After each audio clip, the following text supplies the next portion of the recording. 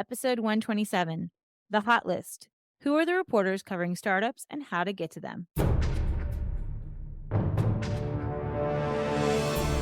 Welcome to the PR Playbook Podcast, the only podcast giving you actionable skills and advice you need to execute a strategic PR program. Warning: what you hear next may lead to brand awareness and increased sales and customer exposure. Now here's your host, Rinjini Joshua.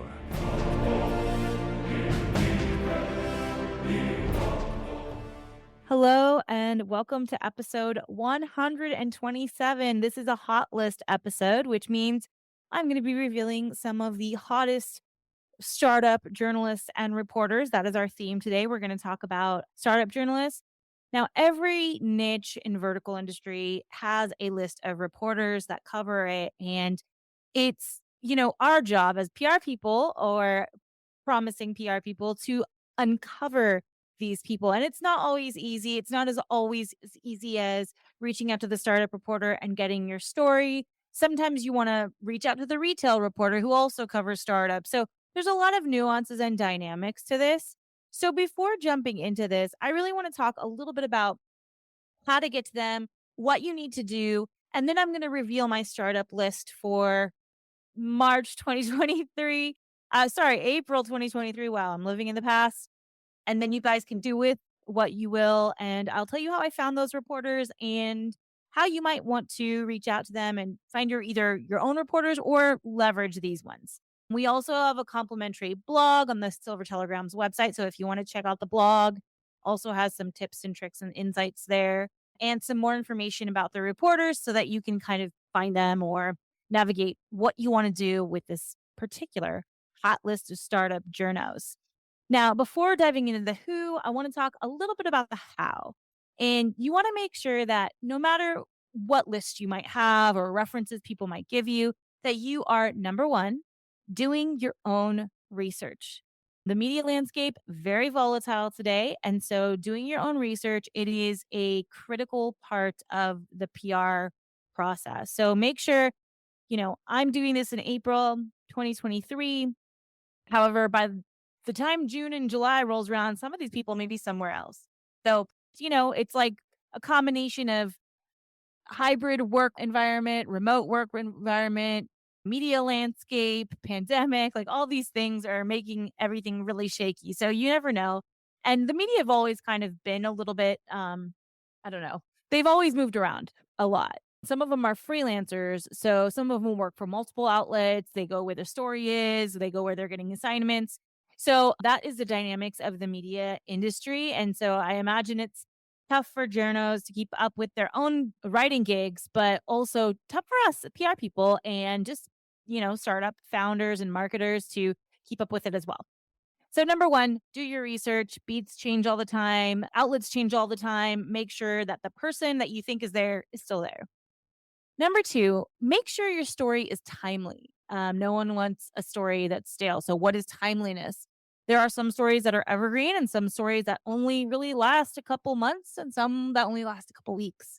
So make sure if you're talking about a weather event, obviously that's going to be in a real time, 24 to 48 hours, right? We've had a weather client before, and that's when you kind of have to pitch. You usually have about a week, unless it's about like a generic seasonal weather trend. Okay. And then a news story, depending on when you're releasing it or if anyone's heard about it, is only as good as it hasn't been covered. So a lot of outlets may not cover it if it's already been extensively covered, if you don't have a new angle, or if let's say you did a release in January, by April it's pretty much old news. And I've had cases where even a month later, it's old news. It's really, really fresh for about a couple weeks. So you want to pitch 2 weeks before and a big announcement, 2 weeks after an announcement, and then you can kind of wrap it up and move on to the next thing. So timeliness is really relevant to what you're pitching, when you're announcing, when you're releasing, when you're raising funds, particular events on the calendar, that kind of stuff. Extract the juicy bits of your story. Tip number 3. What are the most interesting parts for the industry? What are you doing to change the world? Why do their readers care? Now, a lot of people who are founders or CEOs or guiding their own storytelling sometimes are drinking their juice a little bit. And so you really have to put this part of your storytelling in perspective. Why is this good for the reader, the customer, the user, however you identify your audiences?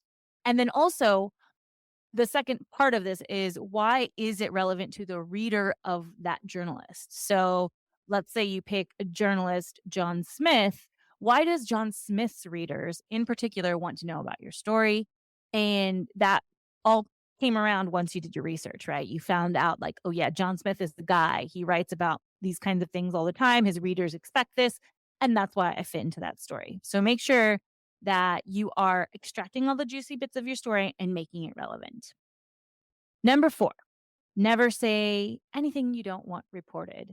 I never release information in an introductory email that I do not want to be revealed on the web. The internet is just like talking on the phone, is just like talking in person and just like texting. You don't want to say anything unless they've already agreed to embargo or already agreed to not saying anything or being it off the record. People probably have heard me before say that I don't think anything is off the record. So just be safe and don't say anything you don't want said publicly. In that vein, you can always ask a reporter if you're emailing them. You could say, hey, I have some news to share with you about such and such topic. And you can make it very vague and say, would you be interested in hearing more? If you could agree to an embargo. And at that point, they would say yes or no, or hey, this could be sometimes the answer is, hey, just send me the news when it's released because they don't want to. I know Wall Street Journal often just says, hey, just send it to us when it's released. Let us be the first one you send it to. We don't want to promise an embargo. I've heard them say that, and I've also sent them things under embargo. It just really depends what exactly the news is, how juicy it is, if you're looking for an exclusive, that kind of thing. So don't say anything you don't want reported in the email. Nothing is protected. Tip number 5, don't be afraid to ask questions or follow up. So you can follow up and say, are you still interested? And maybe add some kind of statistic or data that proves your point. Every time I follow up, I always say add value, add some kind of value. Don't just follow up and say, hey, are you interested? Are you interested? Hey, do you want to do a phone call? Hey, do you want to pick up the story? That is just annoying. We always try to add value, and our kind of, my credo used to be follow up until they say no or follow up until they tell you to stop, but that could waste a lot of time. And these days, with so much information on the web, you're going to get a lot of cricket. So I usually now we kind of stick with 3 or 4 follow ups, but every time adding value, making sure that you add something that could build the story or make it more lucrative or reveal another little tidbit that the reporter might want. Okay. So now I'm going to dive into the hot list, the moment that you guys have all been waiting for. I've selected 10 startup outlets well, 10 outlets, but 10 startup journalists. They all kind of have different angles. And so I'm going to talk about that a little bit so that you guys get a feel. And so not only is this about just uncovering these journalists, but also understanding why and how you should pitch them, because maybe this particular startup reporter isn't right for you. Most outlets have multiple startup reporters depending on what kind of outlet they are. So the first one is Bloomberg. Ellen Humit. She writes about startups and Silicon Valley culture. So obviously she gravitates towards Silicon Valley startups. She might write a lot about how startups affect the culture, or maybe you might get a clue that she also writes about things that go wrong. Descriptions can be a clue on whether you want to even approach this reporter or not. So you have to look at your own company's background, what they stand for, their mission, vision, values, that kind of thing, and know how far the reporters are going to dig. That's another really good reason to do your research for the reporter, because you can kind of see if they tend to, I don't know, take a negative slant, a positive slant, or remain neutral. That can help you out quite a lot. All right. Number 2, Cheddar. Michelle Castillo. Now, I've worked with Michelle several times on different stories. She's lovely. She's awesome. And she's really only going to respond to you if she's interested. So she's a senior reporter at Cheddar. They cover social media, streaming tech, and culture. If your tech is responsible for a bigger culture shift, she might be interested. Check her out. She is a senior reporter. So that means it could go on to a video meeting or a video interview or in person interview or just an article. It could be multiple things. Insider, which is now rebranded from Business Insider.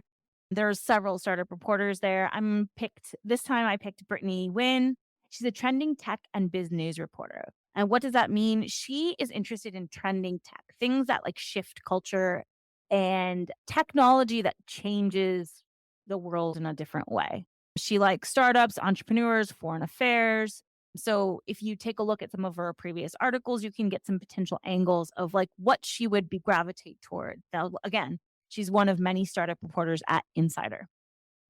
New York Times. I know this is a big win for a lot of people. So again, there's I think 3 or 4 key startup reporters. Some cover venture, some cover different countries. So you might be able to find reporters that actually are, let's say, like reporters that cover Chinese startups or reporters that cover Indian startups. If your startup is in a specific niche, you might have an angle there. So don't forget to think about all those different areas. So, New York Times, Erin Griffith, she's a New York Times journalist based in San Francisco, where she reports on technology startups and venture capital. This means that she most likely likes to hear about funding news, but she also talks about tech startups and she's based in San Francisco. So, it's interesting because let's say you're based in San Francisco and you want to reach the New York Times. This could be an opportunity for a coffee or an in person meeting, depending on what your angle is. Okay.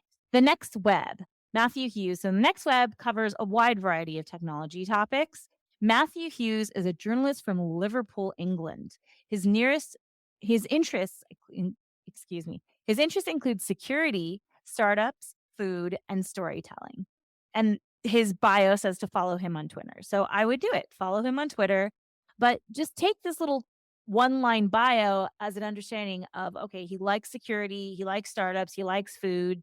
So anything that kind of falls into those categories might be of interest to him, more of interest to him than others. And then he's also in England. So you might want to pitch him. I'm in Pacific time. You might want to pitch him in the morning so that it reaches him in UK time. Just something to consider.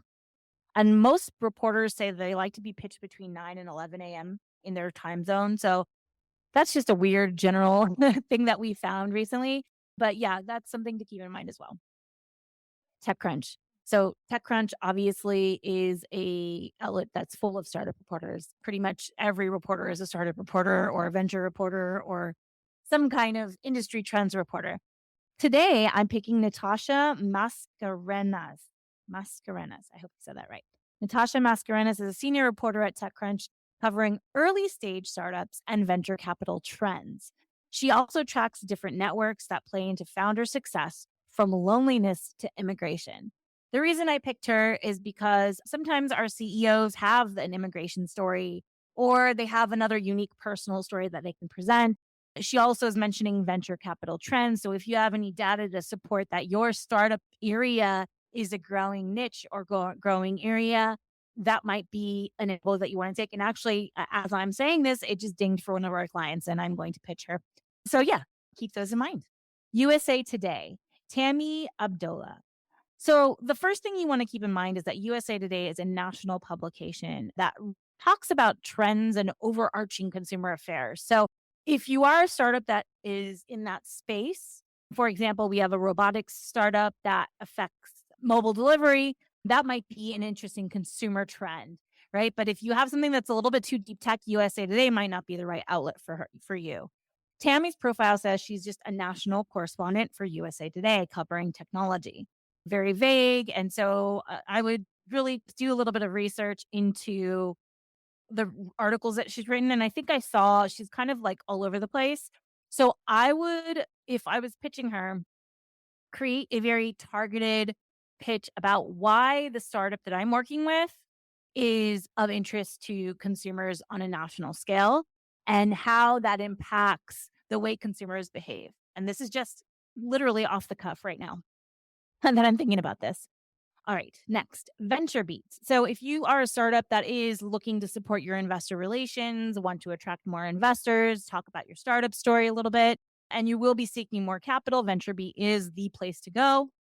And we have some great contacts there. But today I'm going to focus on Ken Young, a staff writer with VentureBeat, where he covers startups, tech companies in the social, enterprise, fintech, marketing, and philanthropic spaces. Now, see how specific that is. He covers startups in these particular areas. Pay attention to these cues because a lot of these reporters are telling you what they want. And a lot of people just don't look at that. And I think that's err on, PR professionals, but also just people that haven't pitched very much before. And if you've pitched and you feel like, oh, I got crickets, like no one responded, this could be why. Maybe you didn't read the details of exactly what they cover and what they might be interested in.